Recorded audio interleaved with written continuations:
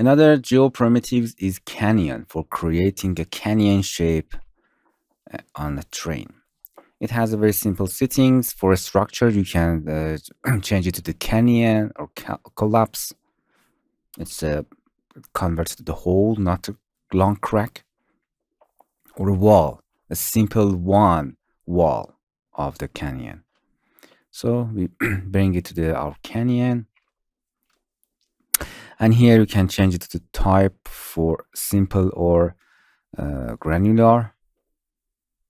As you can see, we have more randomness at the edge. We can see it. So simple, more random at the edge. You can change the overall scale of that. As you can see, we have more curve for our canyon.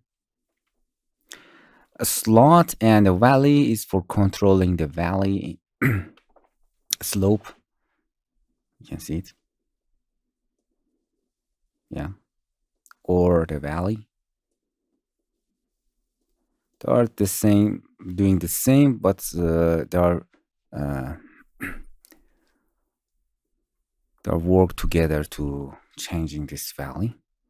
Surrounding is for tightening or expanding the wall of the canyon. And the depth is all about the depth of the canyon. And here is a seed. You can change the shape of the canyon randomly.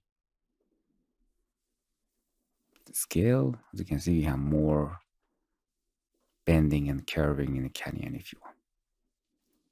Nice. And this canyon is an input for mask, output simple, and the depths.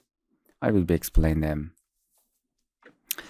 It's can you can export a texture from these depths, for example, or another thing, or you can, for example, create a mask for that. I explain them in examples.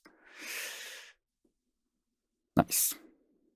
Hello my friends, to continue these tutorials on YouTube, subscribe us, like us, and hit the bell icon. And now you will be alerted about all of the amazing videos that we release.